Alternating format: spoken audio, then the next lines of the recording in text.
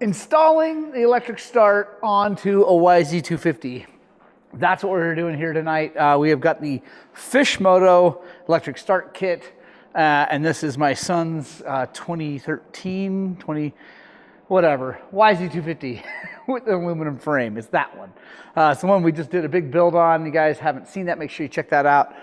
This thing is a wicked woods weapon now. If you have been paying attention to Cody Webb's drama with the electric start, he had it on his bike when he went to Hawaii. It failed, caused him to lose the race and all that stuff.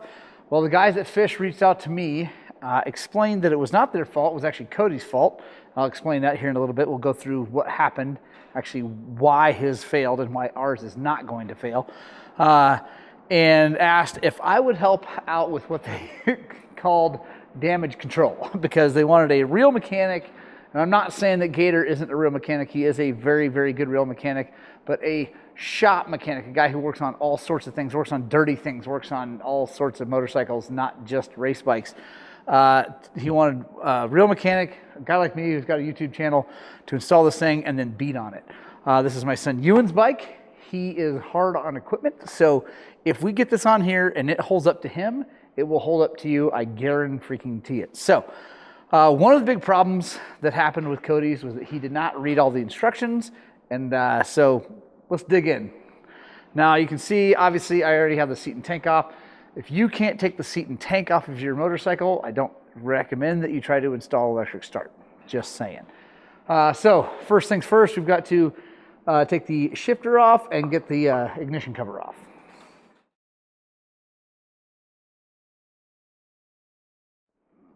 All right, guys, there we go. There's our flywheel, stock flywheel. We got to get that nut off of there. All right, guys, here is the red piece of paper that Cody and Gator must have probably chucked out, because it says use step 7, step 8, but like that's inside here, but this is like the attention, pay attention. Step 7, use a 17mm socket to remove the nut from the crank. Okay, great, we're gonna do that. Remove the washer behind the nut from step 7. That's where the problem happened. All right, guys, so we are gonna just do exactly what the instructions say. So, we'll remove all plastics from the bike except for the rear front fenders. Okay, also remove seat and tank, remove spark plug, install the provided engine lock tool. So that's pretty cool, guys. So I was wondering about that, what they wanted people to do. We got our plug, which looks like it needs to be replaced anyway. And then this is the engine lock tool. So this is going to go down into the spark plug hole, and it's going to hold the motor in place and keep it from the motor from turning, which is huge because I don't have an impact here at home, at least not one good enough for this. Next thing's next. There's a cutter knife, or just the blade to trim the housing rubber grommet so that it's even with the housing edge. So let me show you something, guys. So right here, this rubber grommet is what they're talking about. We want to trim that back so it's even with this edge. So I have a razor blade. I'm going to go grab that. All right, guys. We're going to take a razor blade and we're going to come in here and we're just going to cut this so it's even with the case. So I don't have a close-up thing, but you guys can figure that out, right? All right. Show what that looks like. Here you go. You can see, even with the case, we're good. Now, use a 17mm socket to remove the nut from the crank and remove the, look, it's even in red on here.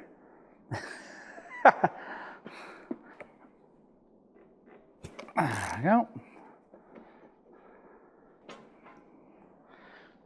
There's the washer.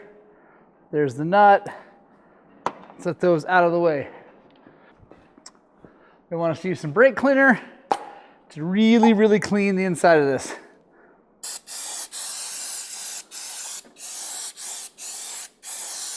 Now, they want us to remove this grommet.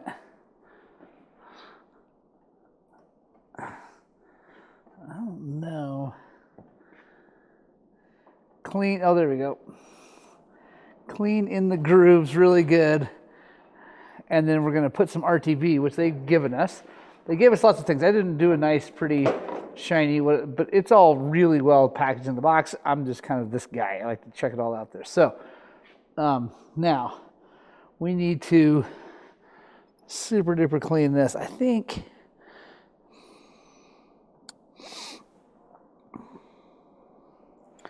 you know what? I think I'm going to do, let me see. I think I have a flywheel puller here, guys. If I do, I'm going to take that flywheel off and the stator off so I can do this better. Yeah, I got a flywheel puller.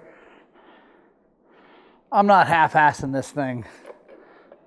All right. There we go. Now, I can pull this thing. You'll see, this is going to be way, way, way better for the end result here. Going to use an impact to get this off. And now I have this out and free. Now I can really clean it and really put a whole bunch of RTV on that. So much better. Someone in the past has gooped this thing up. Probably, you can see that orange there. Probably to try to keep stuff from getting in, which is not a terrible idea on these things. But we're going to pump a whole bunch down in there.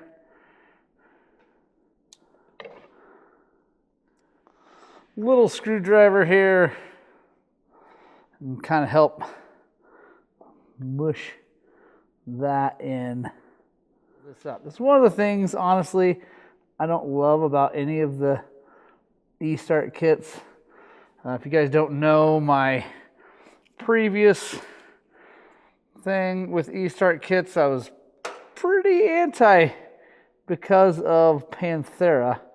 I had nothing but bad time with those guys, and so I was pretty anti YZ250 e-start, but the guys at Fisch Moto strike me as a much better company to deal with, so I'm willing to give it a shot. All right, guys, now they want some on the gasket, or the housing. So some here, up in here, and over in here. So we're going to go liberal with that stuff.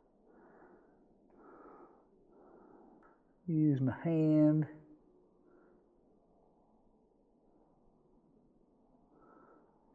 Smooth that out. Don't really care about the mess. So now we're going to put a gasket on here. They sent us like a whole bunch of gaskets. I'm not sure why, but whatever. Take a gasket. We're going to put that on there. 1 second. All right. The next thing we have to do actually is install our flywheel back on. And our Woodruff key is in great shape. But you know what I'm going to do? I'm going to show you a little something here. Take a little bit of red thread locker on the taper, and we slide this on there. That is going to help hold this thing where it needs to be. All right, guys. Got our gasket on there. Now, installing the starter ring gear and sprag clutch assembly. So, see, these nubbins need to go into these holes on here. So we need red thread locker on here or here. So I'm going to do that. They send us some, so I'm going to use the stuff they sent so we don't, there's no like, well, we didn't use the right one or whatever. You need a 10 millimeter Allen because that is going to spin this inside of here, okay? We're going to line these holes up and we're going to turn that Allen. So if you look back in here, what we're looking for is those little nubbins need to go into the holes. So what I'm going to do is I'm going to hold this and just turn that Allen, there we go, so those find their little way in. Here's the thing, they say to torque this thing to 45 foot-pounds.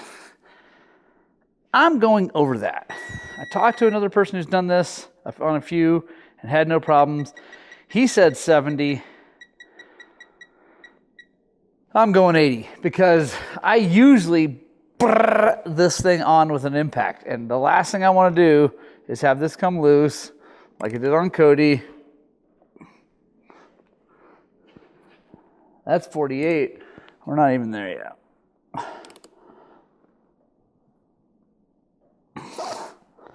Whew, we're getting there. 74.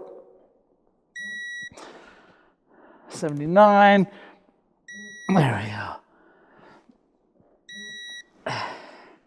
All right. 81 is what we ended up on there. That makes me feel good. Like really good. Because Cody's failure is the only one I've heard of. Well, okay, no. That kind of failure is the only one I've heard of. Other people have had that failure too, I guess I've heard. And like he's not the only one.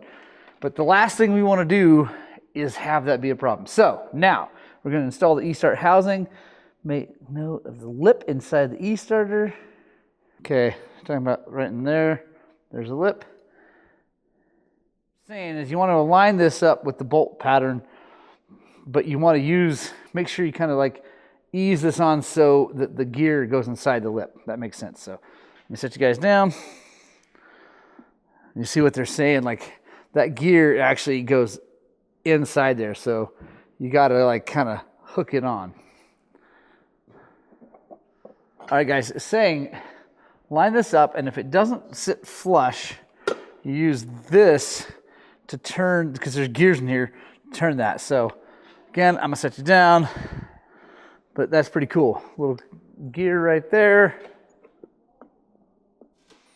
All right, now we've got Allens that come with it. We're gonna put some thread locker on there. They sent us thread locker. I like mine better, so I'm using this. And this isn't, I like stuck nuts, but I've got some of this Worth stuff I got to get rid of. So we're moving on. Honestly, dudes, this is a super easy install. Just use the tool to come in here.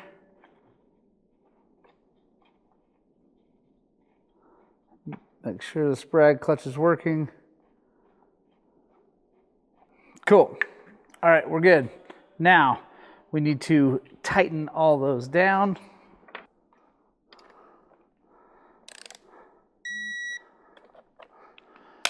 All right, guys, now we got to wait 24 hours. I'm going to do some cleaning up of things here because I got a lot of stuff laying around.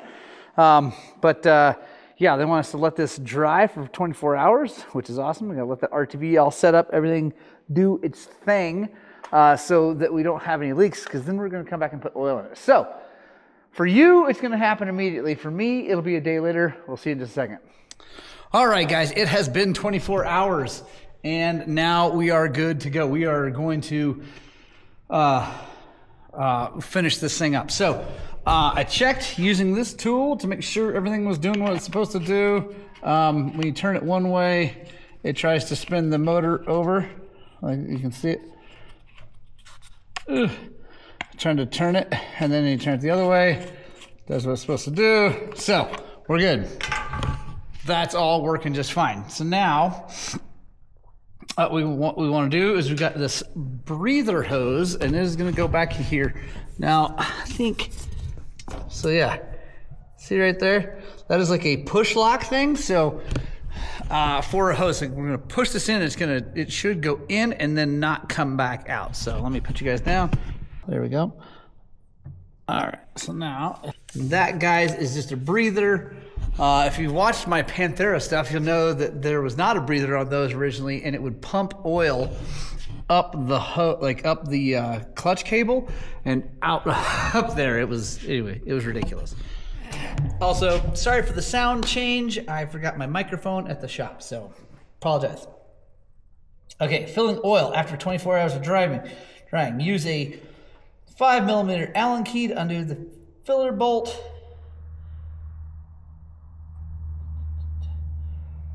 So, right there is what we're gonna do. We're gonna take that out. It's got a crush washer, don't lose that. All right, now we're gonna put 250 milliliters of 7590, or I'm gonna use Bel-Ray Gear Saver 80 weight. And the reason I'm using that and not what they exactly recommend is that it's transmission oil, and it's what I use in all of my bikes. It's what's in the other side of this motorcycle, so we're sticking with that. And fortunately, YZs take 750 cc's of oil, so I actually have multiple bottles with just 250 cc's in it. And I guess now is the time we find out if our seal job did good on the lower one. These upper ones aren't gonna get tested. Oh boy. Installing the starter motor. All right, guys, so got our motor. I'm going to install. There we go. Now I got two of those guys. I'm going to use thread locker on them. I'm a big fan of thread locker on about everything on a dirt bike, guys. So now it says take the engine lock tool out. By the way, that's cool. I'm going to use this engine lock tool on multiple motorcycles. I might actually have to talk to Fisch and see if I can't get a couple of them and just have them at the shop, because it would work in any two-stroke, and that is so handy. Brand new plug. Now the battery and harness. So the battery, it says to use an AG801 battery, and I'm going to do that, but I thought I had one at the shop, but I don't. So we're going to try this Tusk one, the Pro, Lithium Battery Pro, which actually is honestly a very good battery. It does not have the cold cranking amps that the AG801 does, but it's a good battery. All right, so it comes with this bracket, these brackets, and these bolts, and you're supposed to take your AG801. I guess it's got another battery. Let's just try it, I guess. I can always undo it. Around like this. These slots are to do another one. That's probably a good idea. Go ahead and do them both. All right, that's nice actually. With both of those, that's not gonna go anywhere. Then these, we're doing these loose because these are gonna like hold on to, these are gonna go up and hold on to the subframe, I believe. This looks really nice, like really well done. Good job, Fisch. Those have kind of a start stop. I'm not in love with that, but whatever. I'll take that off. And now it says to undo this. What we're doing is we're gonna go put this on the bars.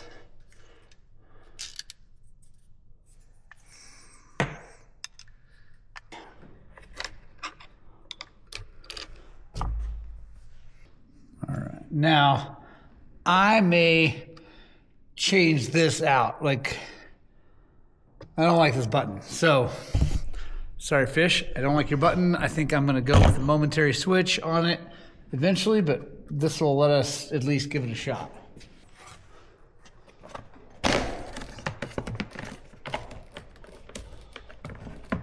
So, they're wanting us to take all of the wire, run it down the left side, which makes sense because that's where all the other cables and wires go. So you can see this down here.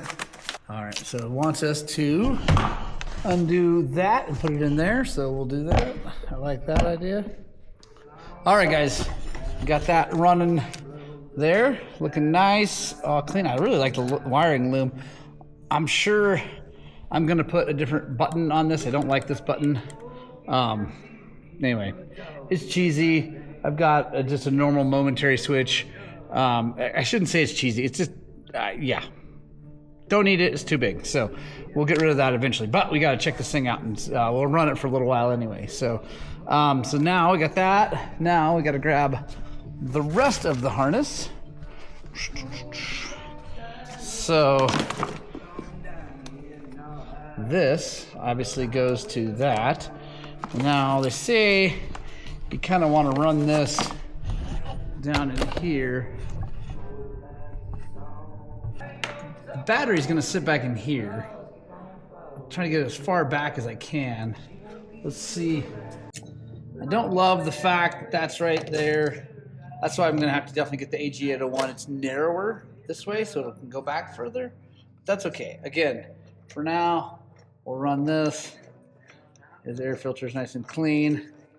I guess, worst case, we could just remove this every time we needed to, but there we go.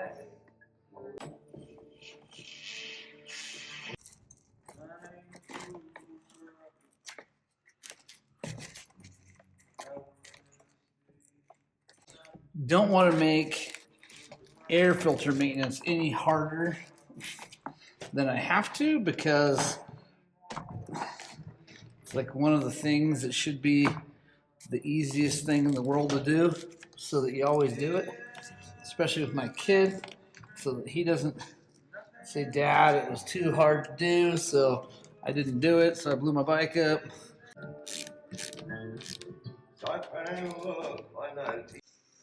All right, guys, got it all bolted down. Now, need to hook these up. This obviously just is to the start button. I'm not going to hook that up yet because I don't want to accidentally hit the button. But it seems like now this is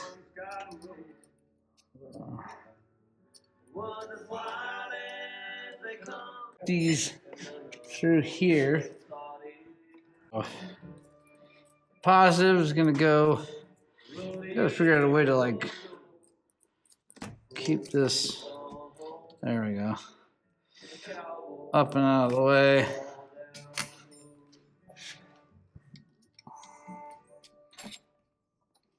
I needed a big air compressor and one of my lifts from the shop. I have become spoiled. So they're saying to take this down underneath there. So try to do that.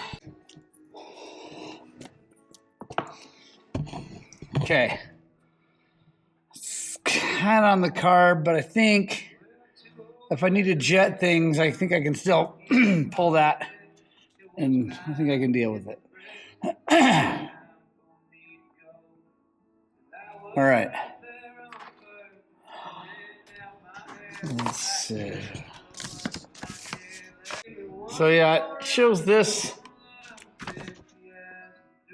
It's sitting there. By the way, guys, if you're new here to the channel, this is our 125 build with a fresh 144 motor, actually. So we got lots of work to do. So make sure you subscribe and all that stuff, because yeah, we're gonna actually start putting this thing back together real soon. The kid has got this all cleaned up.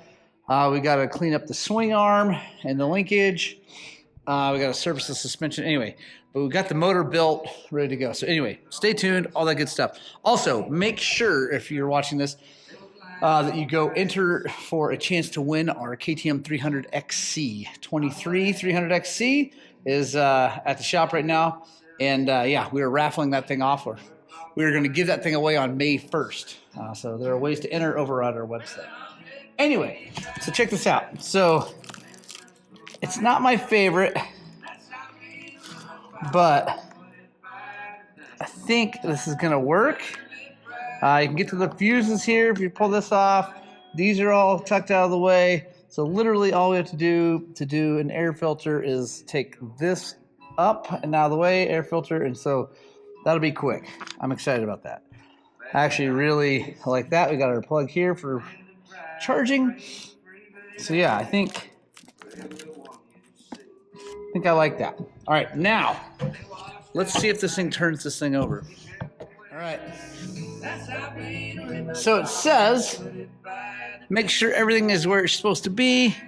Positive, negative, positive, negative. Okay. Let's see if it'll turn this thing over. Route this. Like I said, I'm gonna put a better start switch on it. Okay, here we go. Ah, still in gear, so let's fix that. Here we go.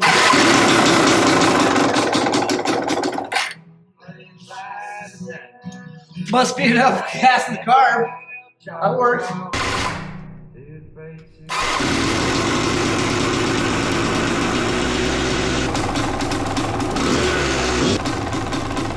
Got no leaks so far, guys. No leaks at all.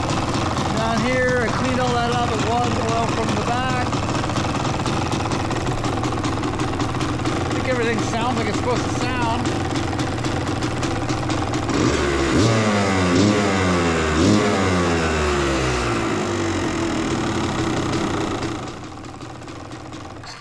I like it. And this button, see, this is why I don't need this. I think that keeps that from working, and then you, but like, I don't need that. So, and amazingly, dude, that battery's working fine. So we might just run with that battery and we'll see how the Tusk does. I've still got the AG801 coming. All right, I'm gonna bolt this thing all back together. And then I want to sit down and talk with you guys a little bit about my experience with this, how it went, and then a couple things left to talk about in the instructions.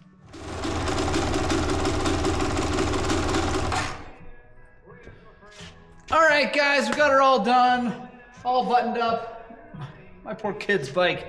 Some of you may be wondering why it looks so haggard. It's because I make my own children take care of their own bikes, and he does a pretty good job of the motor, and the oil change and the air filter is always clean and all that, so I'm super happy about that. But his tire's hammered. We have more tire, by the way. We have tires for him to change. Plastics are all beat to crap. But it's full of coolant, full of oil, so I guess, you know, whatever. You gotta take your wins. But anyway, check it out. Here we go.